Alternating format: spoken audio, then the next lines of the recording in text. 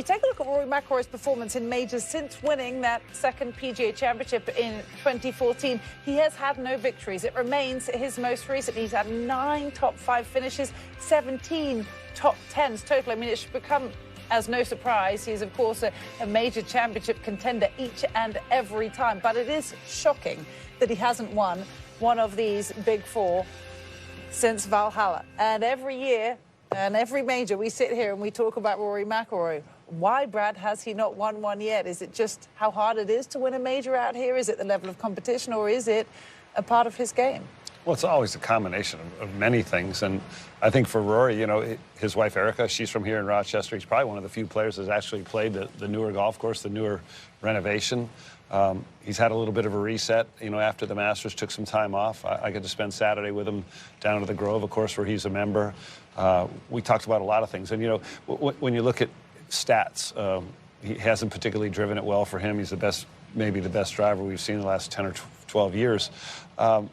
Sometimes that gets into the rest of your game, too, not just technique-wise, but attitudinally, how you approach it.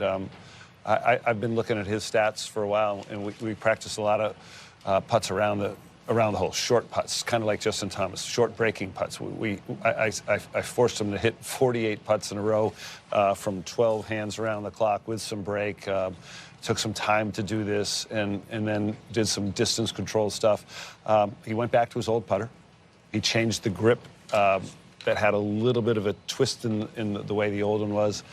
And I have to say, I think this is the happiest I've seen him. I think he's have Michael Bannon, who's his swing coach, is back, came over to work on his stuff, and it's everything that he's familiar with. So I think for Rory, that's a great sign, familiarity, and he's familiar with his golf course. He's familiar with Rochester. He's staying with his in-laws. His driver's getting better, and his putting. I could almost guarantee his putting's going to be better this week. In-laws and the grandparents at hand this week. That is a winning combination. You mentioned happiest you've ever seen him. You know, he took the break after the Masters, didn't play, of course, in the RBC Heritage. You know, was fined by the PGA Tour for missing a second designated event this season. He cited afterwards that he needed a mental health break. What did you make of those few weeks and the break that he chose to take? Well, I mean, I think that the pressure that, you know, we, the media, the people, the fans, all put pressure on Rory themselves. Imagine what he does to himself, right? Imagine what his team, how big that would be in his career. You can't stop thinking about it. And the Masters has now the longest wait because the PGA is back in May from the British Open till April. And you know, it's a course you're supposed to win on, right? And I don't know. I think that's something that he realizes it's going to come. And he had his great second-place finish last year at the Masters. He got in contention at the PGA, had a chance to win at Southern Hills. If he can get off to a good start here, and it might be better for him if he wins another major before we start talking about the Masters again. That's what I think, really.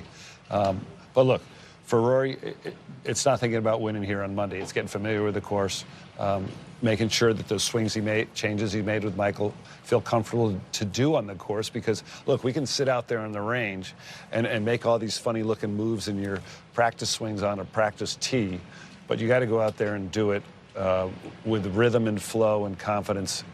And when he gets it, there's nobody better to watch than Rory. So the changes with Michael have been, this will be the first week? Well, it's probably stuff that they've talked about a little bit, about trying to get a little bit of the cup of his left wrist, the open club face change, and getting the hands a little bit higher. He's talked about that for the last few months, and I think he had some real time to do that last week while he was home. Okay, looking forward to seeing how that translates here at Oak Hill. What are your impressions of Rory, Aaron? You know, I think that when you look at that statistic, and we'll go deeper with another one, there's a clear line of demarcation pre-2015, and most notably pre-2015 Open Championship, when he was the prohibitive favorite, and everybody was basically handing him the claret jug in 2015 just because of the way he was playing, what he was doing, previous major championships. And then the soccer incident happens, and he really hasn't been quite, he's been good, that graphic, but he hasn't been the Rory McIlroy, and there's a reason why. One of the reasons is he's really gotten off to poor starts.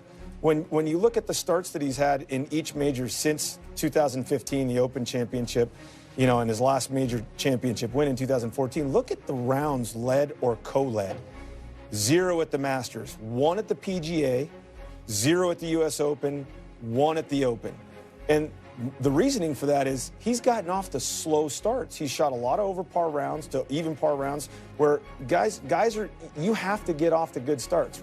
Like you can't, what Justin Thomas did last year at the PGA, you know, getting a T44, really, really tough to do, and then come back and win a major championship. That was pretty incredible. And then when you look at what's going on for him statistically within his game this year, comparatively to his last 5 seasons, the putting really down. And Brad, I know this is your department. And so the last 5 seasons, the average was he was very solid, but this year he's struggling with the putting, going back and forth between putters. Hopefully he settled on a putter he likes. Driving distance, no problem. But look at the accuracy. He's giving up 1 more fairway and 1 more green per round. And look at the birdie average.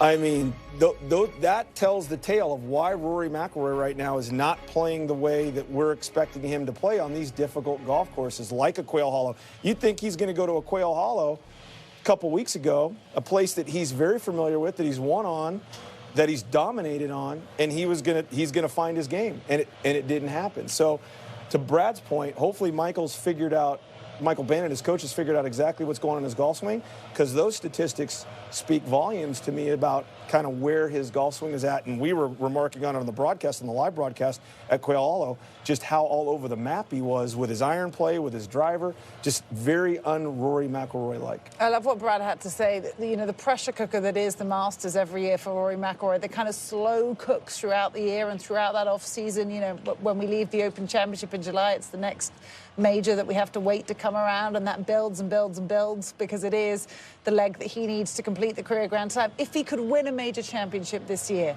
and have really got the duck off his back, because he said it feels like he's trying to win his first one all over again, because it's been that long since he's won his last. Perhaps that would ease a little bit of that pressure. I don't know, maybe hype it up even more next time we roll around to Augusta. I don't think he could get any more attention than he already does each time we arrive at the Masters. It's a bit like, say, a Jordan Spieth this week, although be it an injured Jordan Spieth this week. Everyone is so aware when you're trying to achieve such an important part of history that still awaits Rory McIlroy. And also, I think the big point that you mentioned, Brad, it's so expected for him to triumph there. All the time. And, you know, you looked at those putting numbers, and I think that has very little to do with the technique of his stroke, Sure, more than what it has in his mind. And I've seen, you know, just in a matter of a few days, a big change.